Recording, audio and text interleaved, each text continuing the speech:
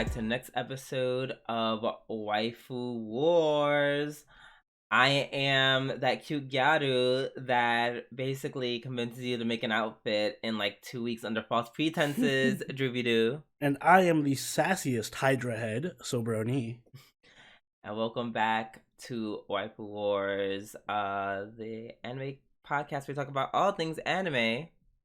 The good, the bad, and the weeb, but not the waifu, because she is trash. I feel like I threw in the word anime like an extra time when I didn't need to, but whatever. You can never throw in anime too much. Just want to get that point across. This is an anime podcast. Right. How are you, Oni? I am doing well. How are you doing, Drew? I'm okay. I don't know. I feel a little I feel like I tried taking some caffeine to make myself wake up. Like I had some energy drinks before we did the live watch available for Patreons and we watched anime at like 7 p.m. Eastern Standard Time on Sundays. Yes. But I had some of that before, and baby, by the time we were done, I was like, I am exhausted and I don't know why. So fortunately, it was one of those days where the energy drink backfires, but you know, I'm here, I'm alive. That's good to hear. Excuse me. Yes. It'd be tough doing a podcast if you weren't. Right. Listen, the back and forth would be a little bit, it'd be tough. It'd be a little dead. No pun intended. But luckily that's not the case. We are here live, and we have a lot of great anime to talk about this week. So without any further ado, let's get started with our new segment, This Week in Anime. Let me go first. According to Anime News Network, Higurashi, When They Cry, gets a new manga on February 25th. That's my sister's birthday. Happy birthday to my sister. Happy birthday, Drew's sister. I mean, I wish she was a fan of manga, because this would be a pretty cute birthday gift. But yeah, so the March issue of Monthly Action revealed on Tuesday, last week, that Asahi will launch a new manga in the Higurashi franchise titled Higurashi no Naku Koro ni Oni. Ooh. About me? Yeah, you talked about it so much that they just said, let's throw the bitch in there. Nice. What I've always wanted. The magazine describes the manga as telling the missing, quote unquote, missing link in the story with the tagline, quote, "The final demon awakens, a new Higurashi toward the truth." Okay, so Totoko and Lambda, got it. Except wait, the manga is set in the Taisho era in 1923. That's pretty interesting to go back. So yeah, it's that. Yeah, it goes all the way back to 1920s. It focuses on the life of Oryo, what's her face's Miyano Shian's grandma. Interesting. Yep, the head of the Sonozaki family. Very interesting. Yep, so that's what's happening. I know that was like, oh, that's really dope. I forgot who sent this to me or who brought this up to me, but shout out to you for bringing this to my attention. I was like, that's actually really dope. Hopefully we'll get an anime adaptation, because I am not good on reading manga. Yeah, hopefully. But that's all I got. What you got for me, Anya? This news was also submitted by one of our Discord members / followers of the channel, Sildor, a very good friend of the channel. He sent me some news saying that Manga Plus by Shueisha releases all English chapters for 41 different manga series. So yes, I guess Manga Plus is the platform. They're releasing 41 full manga from different series by Shueisha. Previous to this, they only had like English chapters for like the first few chapters of the manga to like kind of get your feet wet, and sometimes for like the most recent chapter might be released for free for English. But now they're releasing all the chapters for One Piece, My Hero Academia, Jujutsu Kaisen, Black Clover, Doctor Stone. I'm not gonna go through all of them, but there's a Yeah, I'm shit like, ton of please them. don't. Yeah, there's a lot. Some of the highlights: Spy X Family, which is getting a new season or getting an anime adaptation next season. So if you want to, get ahead of the game and read the manga before the anime drops, there you go. You get it for free.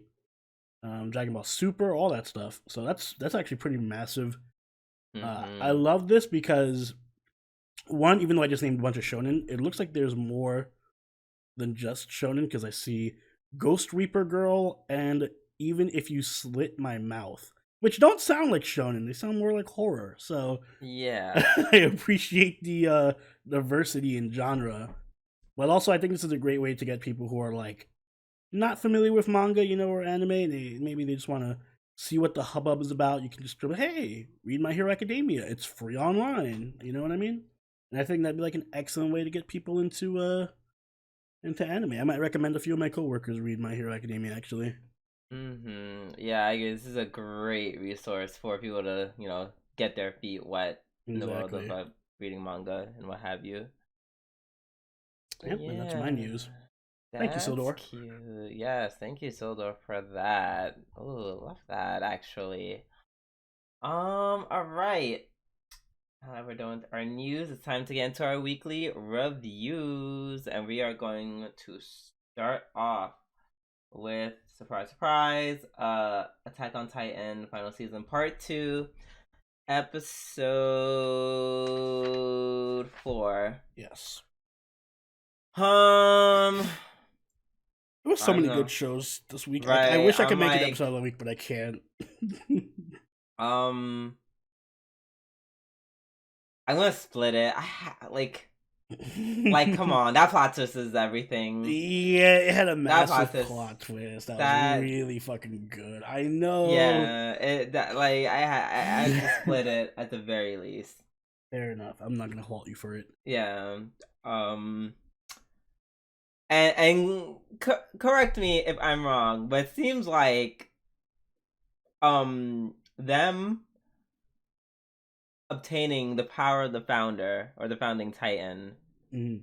I think somehow allowed them to actually, because they thought they were just watching memories, Hmm. but then in actuality they were in some weird way time traveling to the past, and to the point where they more or less influenced. Well, by they, I mean Yes, Eren Eren. ended up influencing a lot of his dad's decisions, which brought us to where we are today. Yes. So the way I understood it, and maybe it helps because I recently rewatched the entire series with my mom, like a few months ago. So some of Mm. the older episodes are more fresh in my memory. Mm-hmm. But it seems like the Attack Titan specifically has like this ability to basically shift memories around and like view the future events of other inheritors of the Attack Titan. So like the first, or like Eren, or what's his name? Eren's father could see Eren's memories even though they haven't happened yet. The previous inheritor was also able to see Eren's memories because if you remember way back in like season 3, I think there was a moment where Grisha was saved by the original Attack Titan in the series, and he was like, "We must save Mikasa and Armin," and he turned into Attack Titan, even though he has no idea. These were like way before Eren was even born. So Right. it seems like, yeah, at the very least, everyone who's had the Attack Titan has been able to view their memories, and it looks like Eren probably just like manipulated his father into into doing what he did. Yeah. With with obviously without Eren knowing. Well, Hmm. It Eren gets in the messy when past. you do the Yeah. Yeah, timeline. it's I am it's my own very yeah, no, grandfather thing. it's very time loopy. Hmm. It's time It's loopy. It's actually not just Looper. It's the plot yeah, of Looper. essentially. Um which is kind of cool Yeah. actually. Hmm. Um and it's weird how like everyone's kind of like pointing at Eren being the big bad, Hmm. but I don't know, it makes you pose the question like is he really the big bad Oh, still? they're Like all bad. I hate them all. But yeah, I don't know. Is he Yeah, worse than the I others? I really don't think so, because Zeke's like Zeke's method is not Yeah, Zeke is his heart's in the right place. All right. Zeke literally wanted what the royal family wanted, which Yeah. in my mind is not good. Like that is not Basically, it's like let's just die out in eternal pacifism type of method, and it's just like that's kind of like lay down and die. exactly, and that's not, I can imagine Eren working so hard to fight that. Yeah, no, I would totally be a listen. In this world, if I had to choose between the lay down and die Zeke faction and the Jaegerists, I'd be a Jaegerist. All right, Exactly, I'd word. be like, go, Eren, save my genes. Right, word. Like, I don't want to be treated like the scourge of the earth, even if Mm-hmm. I may be the scourge of the earth.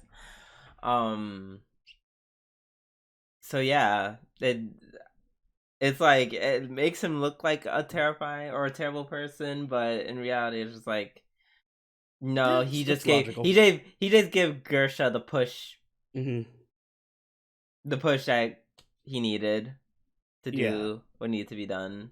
My question is, did this version of Eren know that he was the one who did all this, or was this just as like? Oh, maybe I shouldn't even talk about this because this gets into too much time loop nonsense. But I don't think so, because he can't. You said that they can read into future Attack Titans, so I don't think that includes going into his own future. Okay, so yeah, all right. Because yeah, he looked surprised by the stuff that was happening too, like when he realized that his father could see Zeke and everything. Exactly. That was wow. Yeah. Also, there was an inadvertently hilarious moment in the beginning of the episode where he just like, "All right, Zeke, brainwashing. I'm done with the brainwashing. I completely agree with your plan." Yeah, best actor Eren. Like Zeke is like, okay, you made it clear. Whatever, I see that now. And he's like, no, nah, we're gonna keep nice going. try. Yeah, we're gonna go through a few more years, Eren. Nice try though. That's so funny, because like, funny enough, if Zeke would have just stopped there, none of this would have happened. Yeah, funny. Yeah, it would have been perfectly fine. But no, Zeke was like, I'm gonna try to save you. And Eren just like, save me? Do you mean push my agenda even further? Yep. To the point where it can't be corrected? Okay. I also like that this episode gave a lot of Attack on Titan always does so good with this, with character development for Grisha and making him more like this whole time we were like, oh man, that dude was just like a cold-hearted, manipulative bastard father. Right. But nope, he was like so remorseful for everything he did, and he didn't even want to do all that. And then Eren was the one who gave him the push. Didn't want to, kill the kids or the royal family. Like he tried to amicably stop them. Yeah, and even when he saw Zeke again, he got his little "I'm sorry," reunion moment. Yeah, which was touching. It was. I'm a sucker for those things. I mean, I hope Zeke like at this point it's like Zeke. Even though I don't agree with you, and I'm definitely on Eren's side, I'm at least happy. You got some closure. I feel like Zeke is the most tragic character in all of it. He really is. Like, when we first saw him, we just thought he was like some like bad guy asshole. Like, we just think all these people are like bad guy assholes, and then as it just goes on, like Grisha and Zeke, you just realize that they're just, I don't know, just victims to circumstance. Yeah, exactly. I feel so bad for Zeke. I'm still not on your side, Zeke, but I feel for you. Exactly. I'm like, damn, you. Ooh, and then the way the way Eren got him with like basically he was like, yeah, you and your daddy issues, got it. Oh, well, that is rough. Yeah. We were also watching this during the live watch, and some people basically kind of boiled it down to oh, Eren was just all this happened because Eren was just always a psychopath. So X, Y, and Z. I mean, I don't And totally disagree with that. I don't agree. People said that, and I'm like, I don't agree with that at all. Like, have you seen Eren's life? Okay, yes. Eren has reasons to be very angry and aggressive, but he was angry and aggressive before he had reasons to be angry and aggressive. Let's put it that way.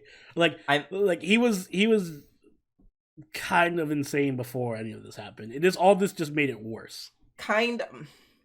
It's like that, and even that, I would say that's a stretch, because you're like, whoa, he yes, he got the gumption to murder those people, but keep in mind, these are people who kidnapped him. Yeah. Okay. I'm talking even back in the first episodes and stuff, where he would just be picking fights with people and just aggressively being fuck Titans, even before all this shit happened. Okay, but he's rightfully mad at Titans. It's not like this is some unfounded.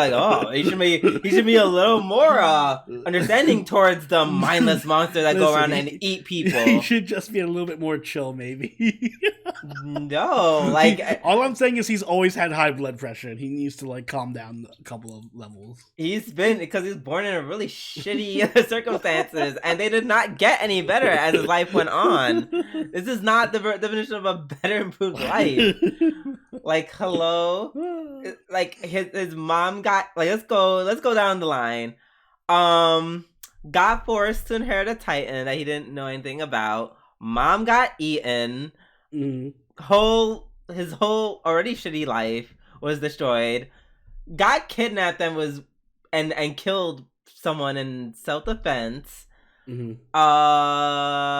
Let's see. Joined the Survey Corps. Mm-hmm. And had to witness countless of his comrades get murdered and eaten in horrific ways. Mm-hmm. Let's see.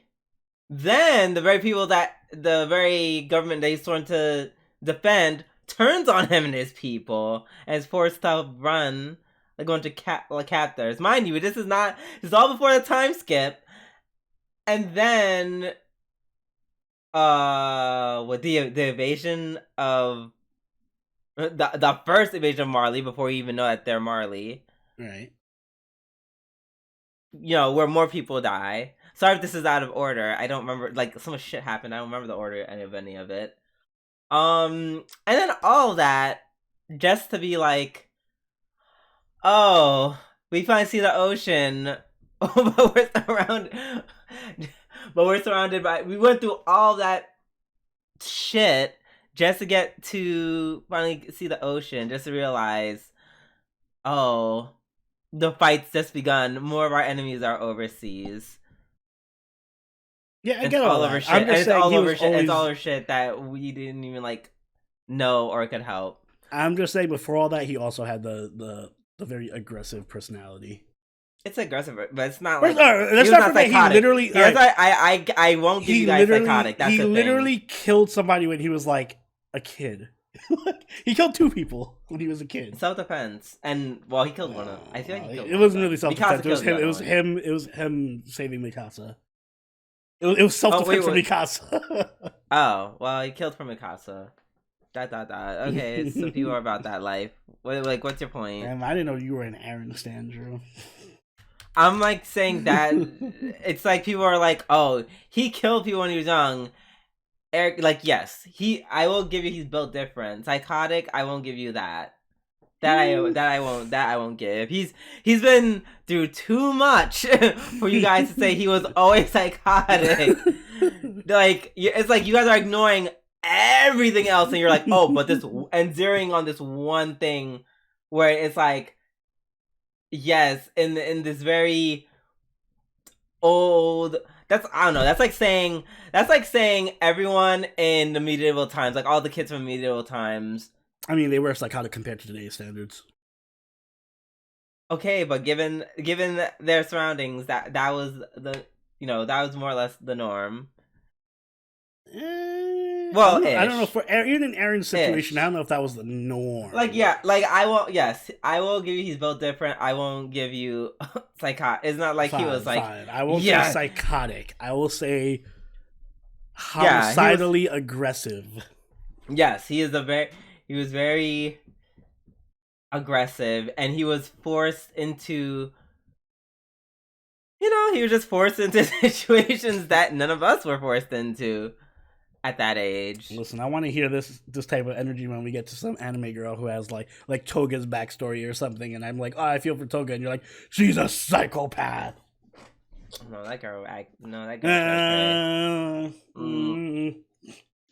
Unless she went through everything Eren did, which I highly doubt. Yeah, I think I don't know. We'll see when we get. I'm saving this in my mental memory for the next Yandere that we cover. Oh, great. 2.0. Yes, you're get out of jail free. Yeah, I'm like, remember that time you defended Eren? That's crazy. Like I said, he's been through a lot to end up this way. I will like I said, I'll accept that we could definitely make an argument for the nature versus nurture aspect. But I'm like, even normal people can easily end up like where Eren is now, given everything that happened. Fine. Like, period. Because then if he just went ahead and just, didn't intervene, didn't do anything with Grisha, then what was it all for? What was the purpose of his whole life and all of this? I don't have a problem with any of that. He's more or less just very, like, it's at this point, I would say he's definitely just giving Lelouch. No, see, I was going to use Lelouch as a counterpoint, because Lelouch wasn't psychotic. Like, Lelouch was calculating and cold. I think that's the difference. Like, I don't have a problem with him killing people. I have a problem with him, being, killing people the way he does. Or, being so straightforward and emotional about it. That's my point. That's why I think he's psychotic. It's more so not his actions, but, his mental state. I mean, they both... Zeke went about his goals too, but it's not like Zeke is flying off the handle and, killing people for no reason, or, not no reason, but he's not, screaming and killing people or shit. Or, telling people, murder entire families. Alright, good counter objective, or good counterpoint to Eren. When Zeke went through with the yelling last episode to awaken all the Titans, and he was like, oh man, I feel sorry for Falco and Colt, but sorry, bro, I gotta do what I gotta do. Eren would have been like, no, fuck you, my dream, brah, and yelled and awoke, you know what I mean? Eren has no remorse for what he does. He's just, very aggressive and selfish about his things. At least Zeke is, somewhat remorseful and calculating. To me, I guess to me, I'd view it differently. I'm like, listen, nigga, if you did it, you did it. I don't care if you were like, I'm sad to do it. I'm happy to do it. They both did what they did at the end of the day. Zeke made, regardless of Lelouch's motivations or mental state, they both acted accordingly. Yes, he didn't tuck in his very fancy napkin and give a nice speech while swimming his wine before telling Grisha to kill them all.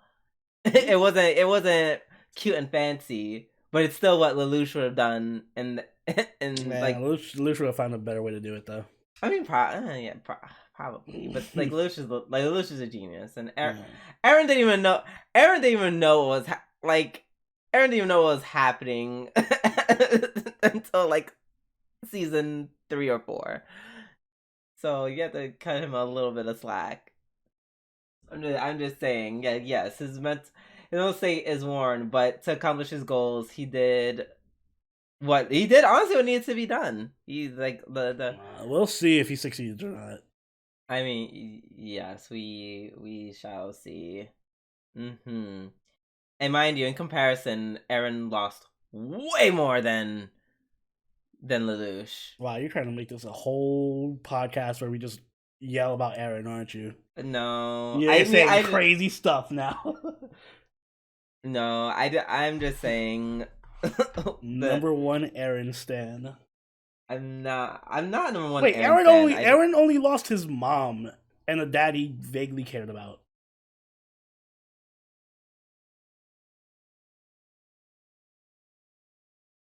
You know, I amend that statement. You're right. I think they both equally, I think, lost. Yeah, no, they both equally lost. It's just I'm trying to find like his version of like the Euphemia mistake. The whoops, Euphemia's dead. Eren, that's everything. Everything he does is a Euphemia mistake.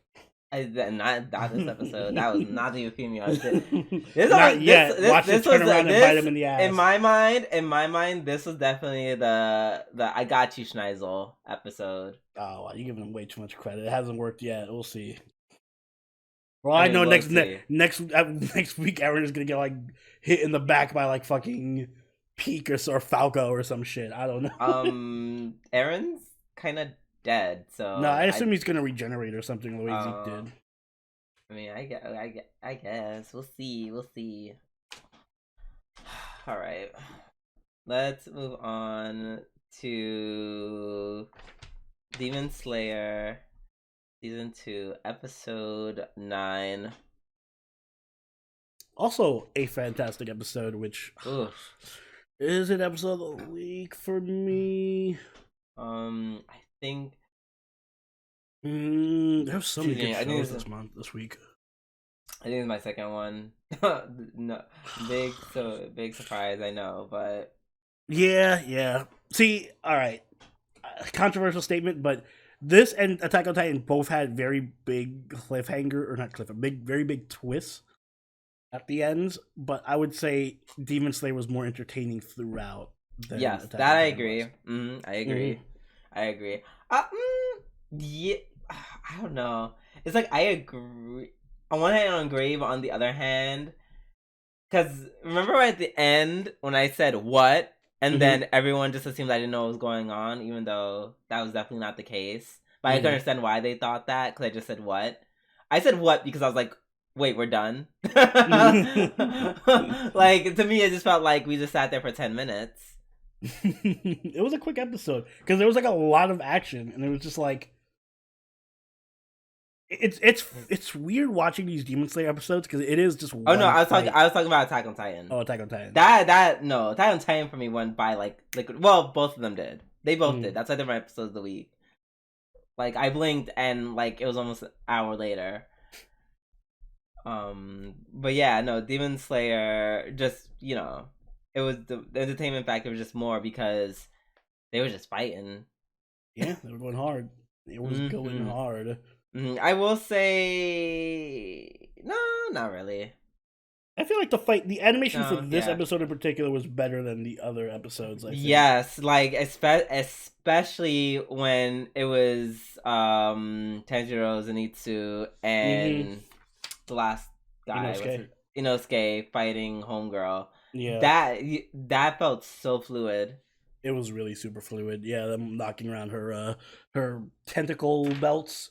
I like that. I like the I really love the fight choreography in these fights. Like the other demon fighting what's his name, Uzui. Like, even when they're fighting and he's like throwing these like fucking scythe cyclones and shit around, or even when Tanjiro jumps in and he like grabs the swords and then grabs the other sword with his mouth. Like, there's a lot of really cool little fight choreography moments here and there. Yeah, and you know what was, which is why I said I like Uzui, like him watching him fight is more, you know, entertaining than Rengoku, rest in peace to the homie, because Rengoku was just like, I'm samurai / and this guy's doing all this crazy shit. He's a lot more flair, flashy. Yeah, he's flashy. But yeah, no, it's very good. And you know what made it better this episode, in my opinion, the fluidity? What? A lot less slow motion. Oh yeah, they yeah, paused on the slow motion for a little bit. exactly. I mean, they still had a little bit of it, but Mm. most of it was just like fighting in real time, which I appreciated. The one issue I did have with this episode though is cliche death flags. Did we need that that cutscene, that flashback of like him thinking back to his wives and then his worst wife being like, "Oh, I wish these days could go on forever. Why don't, like, after we're done with our next mission, we all retire together and live happily ever after?" You don't have to call her worst wife. She is the worst wife. She is the most boring wife. She's the ugliest wife, and she literally my god, damned them all to death with her death flag barrage. I found what her skill is. Flipping death flags. You're doing a lot. You're doing a lot. You don't have Listen, to call her the I'm angry because the show is clearly biased towards her and like giving her more screen time and speaking time and clearly showing that she's the preferred wife to I don't know. I would say no, only because this is the first time I've heard her like have multiple sentences. Yeah, like, but she's in the fight with them, and the other two are just off running away doing nothing. And I don't know, but the other two, especially the best one. Mm-hmm. She had plenty of time. Like she's not the oh my god the story plot driven one. She's the I'm funny. Yeah, but that's the thing. She's the best voice. Her and the other one are just comic relief. And anytime the ugly one, I'm sorry, I'm not gonna call her. She's pretty. She's not as pretty as the other. They're all pretty. Like she's just not as pretty as the other two wives. Fine. The favorite wife. Listen. Every time she's on screen, I've given up on knowing their names. I live from Ponytail. My favorites. I just say wife 1, wife 2, wife 3. She's obviously wife 3. Yeah. So wife 3, clearly every time she's on screen, there's like some super romantic like fucking Uzui grabbing the flower of her hair and like looking longingly into her eyes and shit, and having the deep speeches about how this is the greatest. And every time the other two wives 1 and 2 are on screen, it's just some joke or a comic relief thing.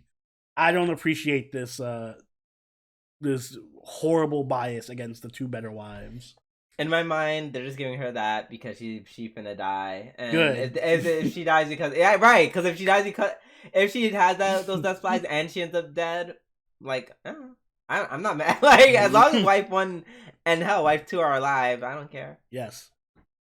Oh, well, so that's why I'm based on how this episode ended. I don't know if it's they might not be wives. They might be widow 1 and widow 2. Right? Widows 1, 2, and 3. Damn. Yeah, and that's another reason why I like this episode because like everyone thought they were such. We were like, we're gonna get it, we're gonna do it, and homeboy just goes, boop, stabs Inosuke. He's like, Inosuke, wait, then where's Uzui? Uzui got no arm, sorry, no hand, excuse me. Poisoned and bleeding out. Poisoned even more, and then Inosuke push Tanjiro out the way. I don't know if that means Inosuke's about to get his ass clapped, but I hope not. Cause I like sleeping Inosuke. I mean Zenitsu, excuse me. I like Inosuke better though, to be honest. Right? It's when Zenitsu and Inosuke do the fusion dance. Or that's probably their name on like /fan. Oh yeah, probably.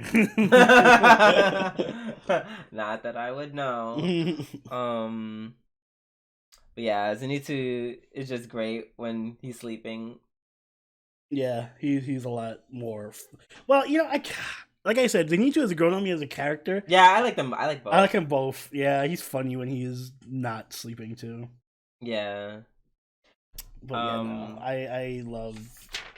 Like, yeah, I hope that when they come back, like, the one thing I've always loved about Demon Slayer is that injuries matter. It's not like Dragon Ball Z where they take the senzu bean and they're like, oh, I'm healed up. Like, if they get hurt in a fight, they're usually like, On a timer. They're on a timer, and like the next fight, they'll mention it like, "Oh, my arm still hurts from the last fight." So Inosuke getting like stabbed in the chest might put him out. Hopefully, that puts him out of commission for a while. Yeah, if not just in general for the entire fight. I don't want to see him just get up and be like, "Oh, it was nothing. It's but a flesh wound." Yeah, I don't think that's happening. Or Zui being like, "I only need one arm anyway." Right. I mean, Zui, that's to be determined. Yeah, good episode. Very.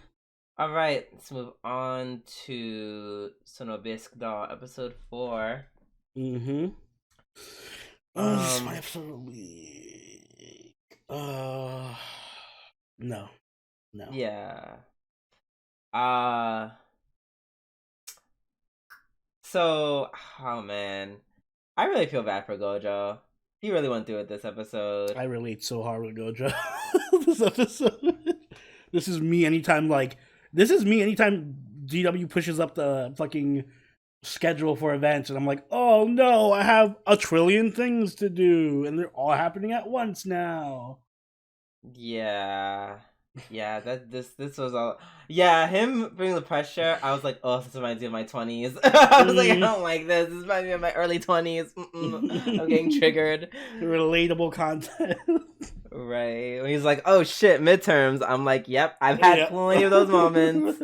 I'm doing 50 things, doing salsa, working my part-time, other clubs. And then midterms. And then the people call like, yeah, can we get a tour of the dollhouse thing? I'm like, ugh. I was actively like rooting. I'm like, no, hang up on them right now. Don't. I just wanted stop giving me secondhand trauma. I just wanted Gojo to call her and be like, girl, this is not happening.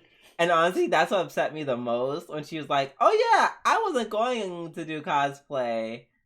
And I'm just like, bitch, if you don't put that fucking dress on and trounce your ass around this convention, I swear to God, like wow. Even her, like, I mean, I guess she cried because she just felt so fucking awful about it. But it's just like, okay, but can you cry and then put the damn cosplay on? And, don't be so hard on her. I thought that was really sweet. But it's like, she so casually said, yeah, let's do that. Like, she definitely, I went back to last episode being like, yeah, she definitely, without any other context, was like, yeah, we're gonna do this for 2 weeks from now. She really, like, she set Gojo up, and I feel like y'all know at this point I have a soft spot for Gojo. Like, well, I have a soft spot for Marin. Somebody give Marin the Best Girl 2022 award right now. There's no one else who's going to compete. She's literally perfect. I mean, I wouldn't say perfect after this episode, but she's pretty damn good. That was adorable when she cried. Like, oh, because she realized, listen, any other girl would have been like, oh, that's on you for being retarded and not fucking knowing what I meant when I said I wasn't going to go to this cosplay thing. So, the fact that she was crying, that gave her bonus points for me. If she owned up to her lack of communication. I mean, yes. That's why I still agree with you about her being best girl. I'm just like, still don't like that. He was like, I feel like I'm gonna, like, Homeboy was like so deep sleep deprived. He was like sick. He was physically sick. Like, I'm gonna throw up. That's wild. that was relatable. Yes, also relatable. So that's why I got so angry. So I'm like, yes, I know I know for you, tears of an anime girl is all you need to get over it. It is very, apparently for Gojo too. So I know Gojo. See, this episode cemented Gojo as my favorite, as likable now. No, it certified him as a simp, but nah, listen, I'll simp for Marin, alright? That's fine simping. I mean, yeah, it's like she's worth simping for. Also, it was adorable when she was like, oh, she needed the fake eyelashes, and then she's like, are these your girlfriends? Right? Yeah, that was funny. And then she was like, the eyebrows, don't need them, just shaves them off. Yeah. Yeah. I like their banter. It's like they're so like I can actually see their relationship growing by the way they talk with each other. Like he's not as nervous around her as he used to be, and they're talking more casually, and they're like sharing in their hobbies and being more open with each other and stuff. Like I like that kind of character development, like in relationship development. They did that a Yeah, lot for in sure. Toradora. I'm getting like a lot of Toradora vibes from this. But yeah. And you know, they had that part where they talk about make like I still like that they very much talk about all the aspects of cosplay. They talked about the makeup. I didn't expect that he was gonna know makeup like that. I'm still at this part like, Marin, do you know anything? Like, Marin, what do you know? She knows how to look cute, kind of.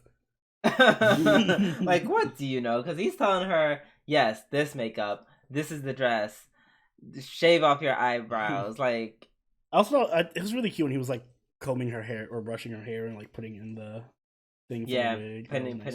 pinning her hair up. Yeah, no, it was a cute episode.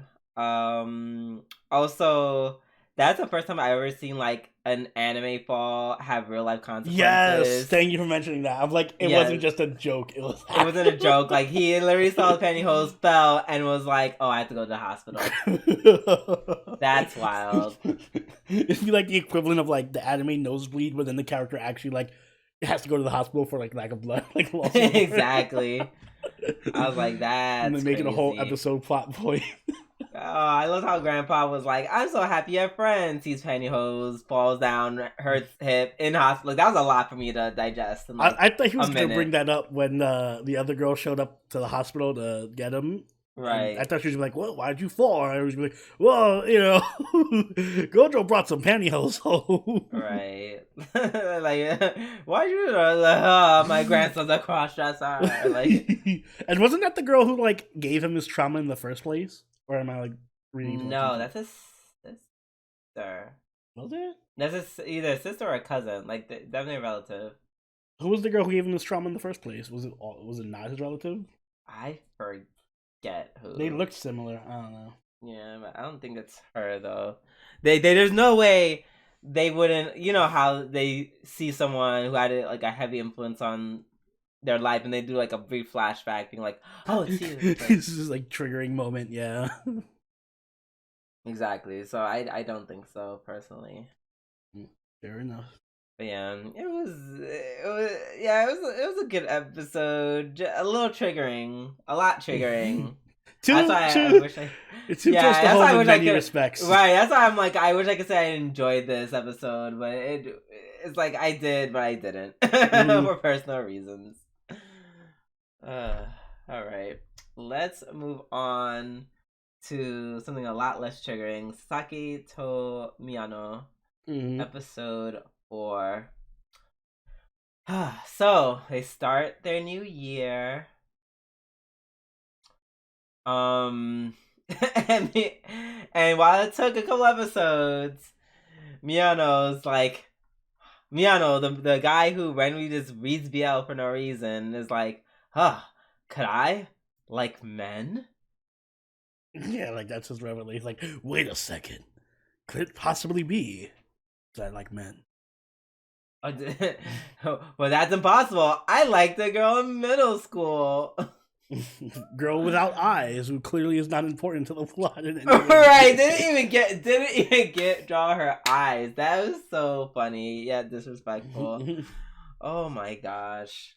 I like that his only memory of that girl too was also just her telling him to cross dress. Yeah, I'm telling you, if a girl's in the series, she's automatically a fujoshi. They all are, and I'm here for it because that makes no sense. Oh my gosh. I also like how his friend just assumed he was gay. Right, and rightfully so. Yeah, dude, the only one here who doesn't know you're gay is you. Right at this point. And for Sasaki, his thing is like, damn, he doesn't know he's gay yet. I must hold myself back. And I'm just like, oof, you know. I also I can empathize.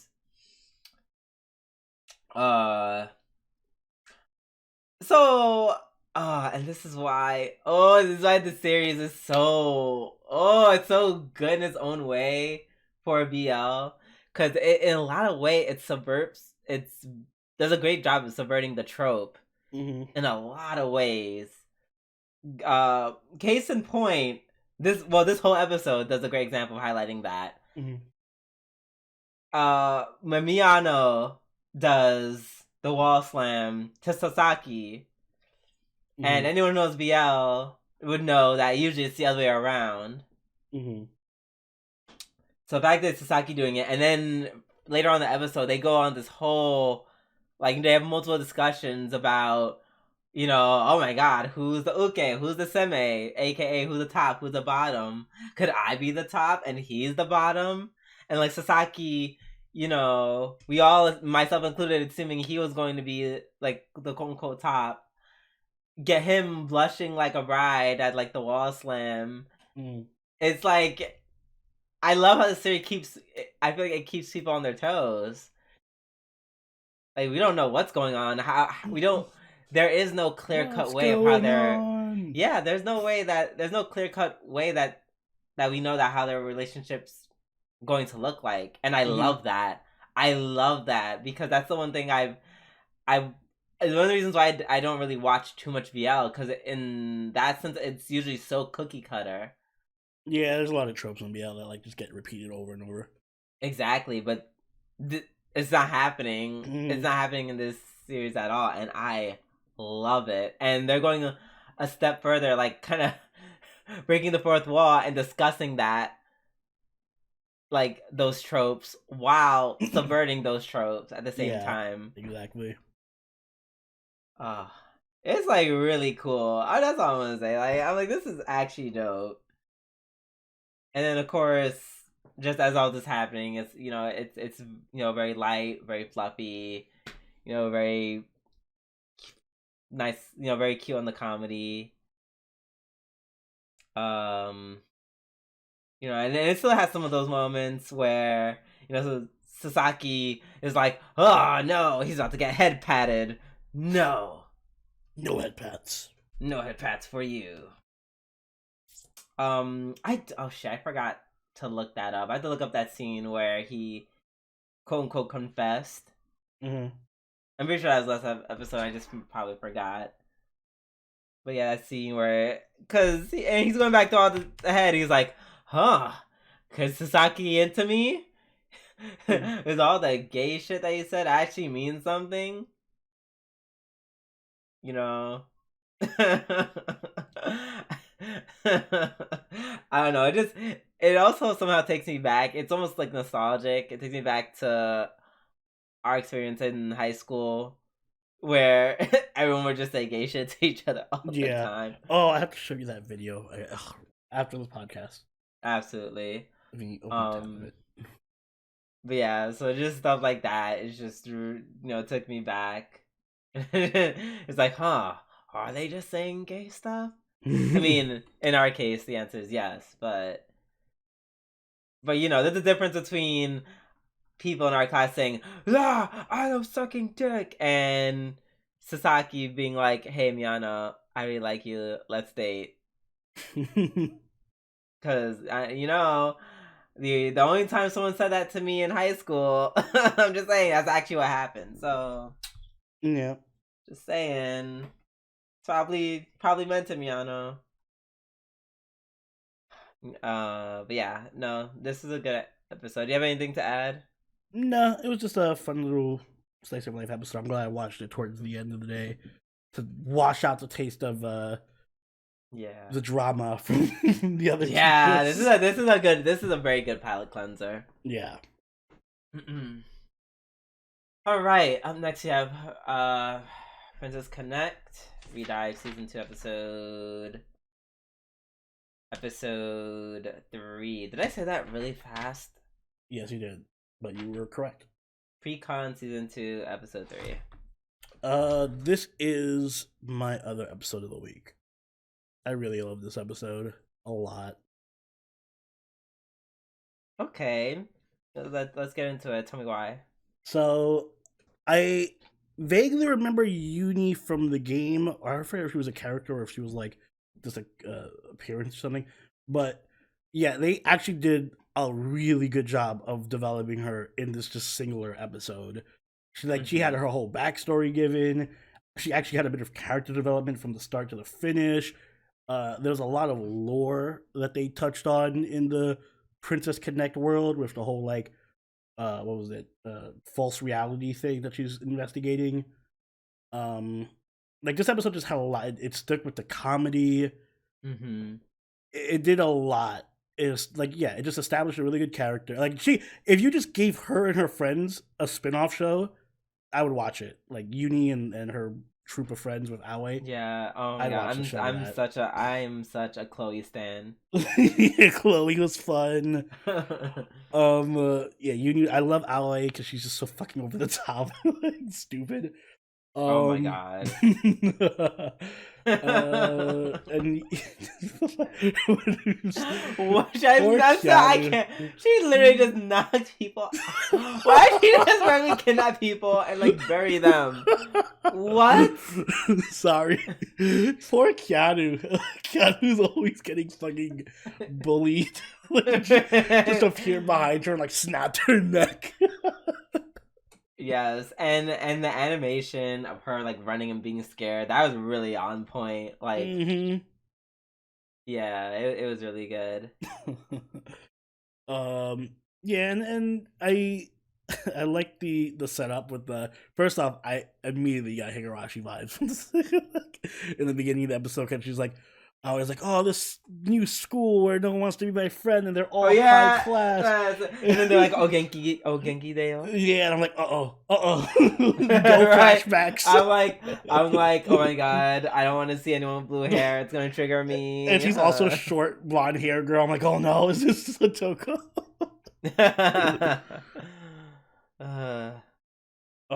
And yeah, seeing Uni like just being under all the books and Yuki just picks out the books like, puts the look back. You're right. I like he did that twice. First with Aoi, we saw the tree talking. He's like, I don't know what that is. I'm just gonna walk away. Yeah, he has good intuition. He's just like, I'm getting involved. Yes, in this shit. I love that's like his signature move. He is the walk away king. Yes, just walk away. And yeah, I don't know how much of because I always get mixed up on what the show has explained versus what I remember from the game itself. Oh, girl, because I don't know what the fuck is going on. So, maybe spoilers? I don't know, because I forget if the show mentioned it or not. But, yeah, there is a false reality, because they're all in a game. It's an isekai. So, they just don't know that they're isekai. So, I like that there's, like, that's why there's this little, like, glitchy stuff going on sometimes, and they're like, well, we're time looping or whatever, like switching through planes. So yeah, I like that they did a little bit of like they're alluding to it and they're doing a little bit of lore here and there. I'm like, yeah, it's like, oh, something weird is going. Okay, that makes sense as to why. So yeah, I appreciate that. It makes me think that maybe they're going because in the game they switch back and forth between the real world and this world because they're even though they're isekai, it's kind of like a Sword Art Online thing where they're like in the game but they also have real life counterparts. So they switch them back and forth between their personalities. I wonder if we're gonna get like a episode where they're just like in the real world. I think that'd be interesting, and we get to see like their real life counterparts. I wouldn't mind seeing that. Damn, that would be cute. But yeah. It was a good episode. It was a very fun episode, yeah. Right. Up next, we got Tensai Ouji, episode 4. That's right, I'm not saying the whole name. Boo. You can say it if you want. Nah.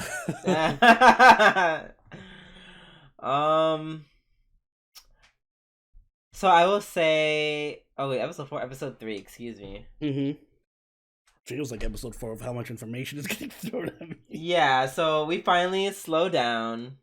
Yeah, in a sense. It was slow in the sense that there was no fighting. It was still fast in the sense that there was a lot of information there was being slung around.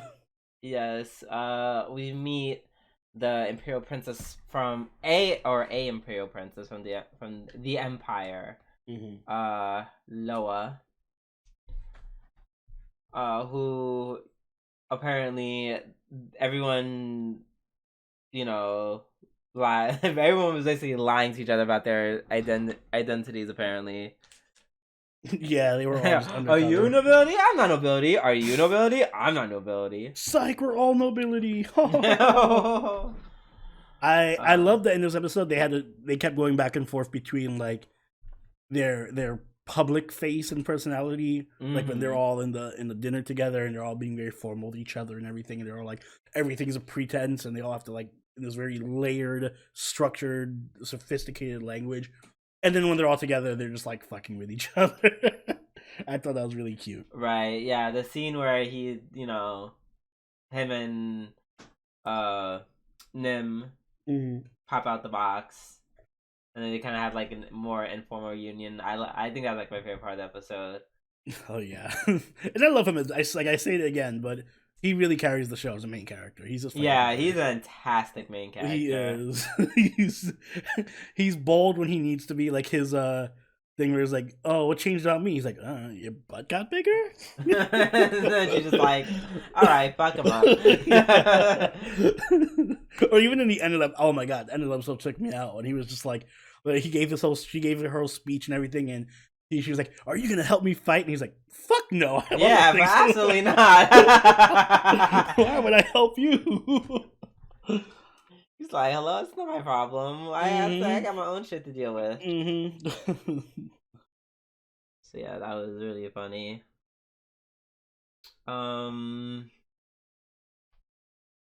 It's interesting to see what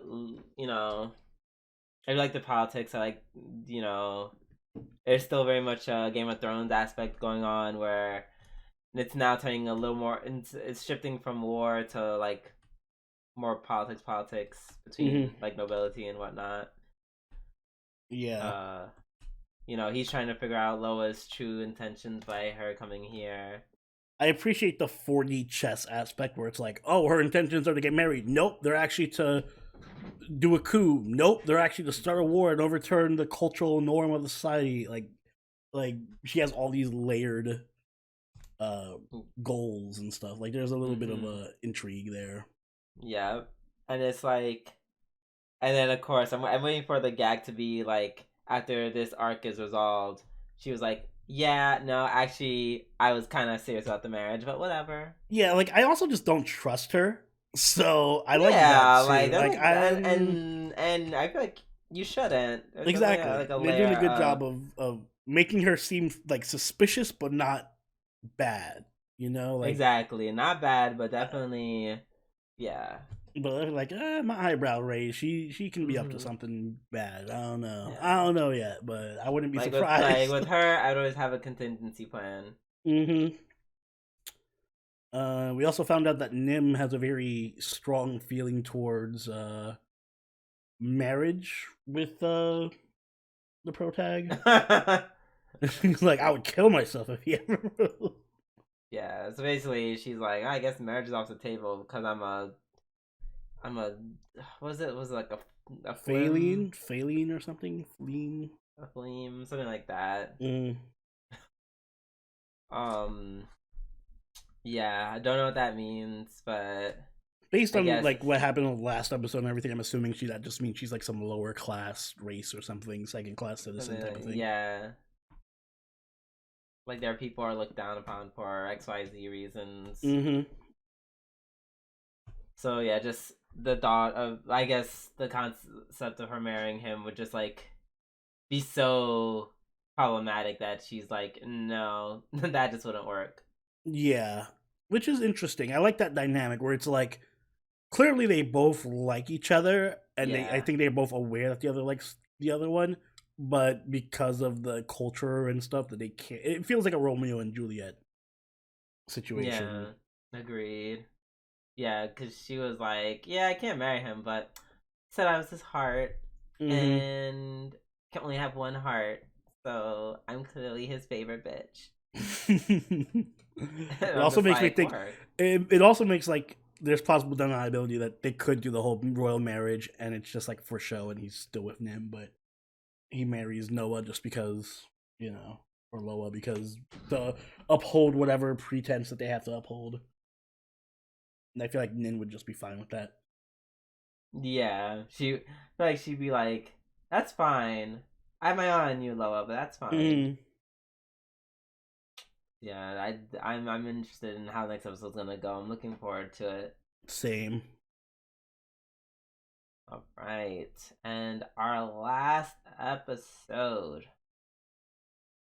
of the weekly reviews, Kaiju Kaihatsubu no Koritsu-san, episode 3. Yes. Woo! Thank you, Jesus. I'm like, this is what they needed. They needed the magical girls. This was great. This is what they needed. Please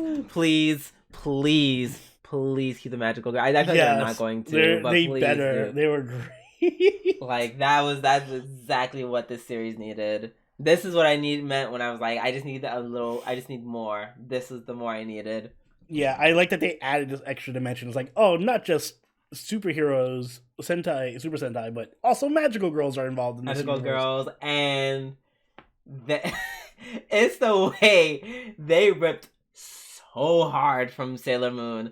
Like the what you would call yes, it? they were the Uranus and Neptune. Neptune. Yes, they were the Uranus and Neptune couple. But then even so, they subverted that trope by making the one who's supposed to be Neptune the more aggressive one, and like the taller tomboyish one much more submissive, which was hilarious.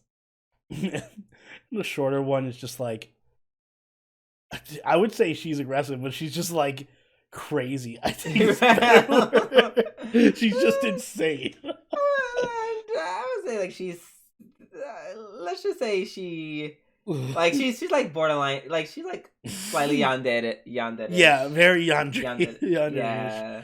Where she just hugged her and was like charging up on her like, you got your boobs. Oh, get over here. I was like, I'm gonna bear hug you for a good 5 seconds. Yes, and it doesn't, and I feel like I'm definitely biased in how much I enjoyed this, because I feel like if you didn't know, or if you seem like Reo's voice was familiar, that's because it's the same voice actress who plays Rika from Higurashi. Yeah, I picked up on that the moment she said something. I was like, yeah, I was waiting. I was like, oh, Rika. I was like, exactly. I was like, why do I want to say Nipa? Oh God, imagine. I hope she does. Oh my God, I would. It would be my episode of the week. Especially when she was doing her little cutie voice at the faking being happy when she got the balloon from the chicken. Exactly. That's exactly. I was like, that was pure Rika. That was actually just Rika. Oh my gosh. But even outside of them, like I loved the second half where it was just like the bird trying to get a job. He was just being in the interview, and the guy was like, "So you're naked?" And he's like, "I have a tie." Naked with tie. You write that down. What are your skills? Murder. Got it. Murder. Oh, that was so funny. And then the chicken actually single-handedly beating the magical girls. Yeah, chicken's badass. He saved the Hydra girl, which great new addition. Of course, I love the Hydra. I like the concept, just like she's in the middle of all her heads fucking just yelling at each other over stupid shit. Yeah, that shit's really funny. Yeah, the Hydra monster girl is great. I hope they keep her. I feel like I just from what I see in the background, like of like the main picture, I feel like they're gonna stay. Yeah, I think that they're gonna be like recurring characters. Yeah. There was also this side plot with like these other two characters who apparently are just like goons that fight other heroes. Yeah, poor Mizuki and the redhead. I forget her name. Yeah. I like that they're branching out and like building up all the characters. Yeah, we can just assume that those worlds are gonna collide in some way. Exactly. At some point. So that'd be funny. But yeah, that was really funny. And then the cute little thing where like Koritsu and the main antagonist Kenji keep running into each other outside of their alter egos, Yeah. and they're Like just in the like, shop. "Oh, I had such a rough day. Oh, I had such a rough day." And they're like encouraging each other. I like that too. They're just encouraging each other to work against each other without knowing it. Exactly. That's really funny. Yeah, this episode just had a lot going on, but in a good way. Exactly. I'm hoping that they keep with this theme, and yes, please bring back the magical girls. I hope that wasn't just a one-time thing. Please, they please, need to be regulars on the please. show. Easily my favorite characters. Yes. Now. Speaking of watching spin-offs, I'd watch a spin-off of them. 1,000%. Yes. 1,000%. Not even. Yeah. Please. All right. That being said, we're done with our weekly reviews. My ass is tired, so we're definitely not doing a filler arc, so we're gonna skip right ahead and go to the Waifu Wars. Oni, please give us our waifus. This one will be an easy one, since you're tired Not and all. Easy one. Easy one. Toga versus Uraraka.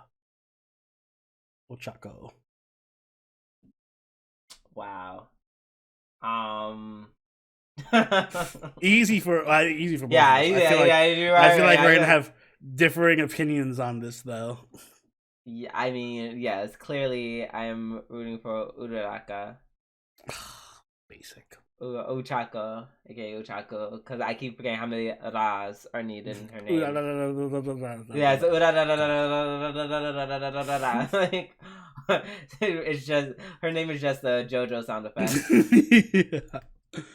But yeah, I go to Ochako. I don't know. Blood play is just that's not something I'm interested in. I'm sorry. Listen, I'm not even saying Toga's like bad. Also, I'm not a fan of the crazy girls. Yeah, I know you're very basic. So I like Ochako a lot. Like literally my second favorite. I know you do, but you like the crazy girls better. Just because like it's Toga. Like Toga's like perfection. First off, she can beat Ochako, so that immediately it's like plus 100 points to Toga. She can just wear Ochako's skin. So there's that. 2, she loves you unconditionally. Like it's Toga. But like I'm gonna wear your meat suit. I'm like her idea. Of, Have you like, seen her smile? Her smile is perfection. Creepy as fuck. It's perfection. She has fangs. When she has sex with you, she's going to like top you. She's going to take your blood, drink it, turn into you, and then fuck you with your own dick. No, I don't think she'd go that far. But you don't think she'd go that far? She wants out so many people, like licking and stealing everyone else's blood. But you don't think she's gonna fuck you with your own dick? All right. Oh, you do that. First off, straight men are so fragile. I swear to God, y'all are so fragile. Y'all be the most finicky. Y'all be like, oh yeah, she's so crazy. For the moment I mention the fact that she probably gonna fuck you with your own dick, because she will do that. It's all of a sudden it's like she's not that wild. She ain't that wild. Oh no, because your booty in danger. She'll do stuff like transform into the other girls, so that's fine. Oh, that's what you think. That's what you think. Like one day she's Ochako, the next day she's Momo, And the next day she's you. And nah. And that's it. Yeah, she. I haven't seen her transform into any guys in the series, so agree to disagree. Yet. Yeah, yet. So I guess it's not gonna happen. Hasn't happened yet. Hasn't happened yet. And yes, I'm sure she'll do some blood play, like drinking. Oh yeah. Also, yeah. She gonna listen. I don't mind biting. Biting is fine as long as there's no injections shit that she does. Keep the needles away. Fighting is fine. And that's the thing. That's why that's why you get me mad, because you're like, the things that she's known for. I'm okay as long as she doesn't do those things. She's not gonna wear her fucking villain suit to the bedroom. You don't know her life. You don't know her. Why are you acting like you know her? I do. Hey, sir, I've seen 5 seasons of Hero Academia. I think I know her pretty well. Okay. Alright. Well. But hey, I don't blame you for picking Ochako, alright? When she's pegging you while wearing your skin and like simultaneously draining your blood at the same time, I don't want to hear shit. I don't want to hear a damn thing.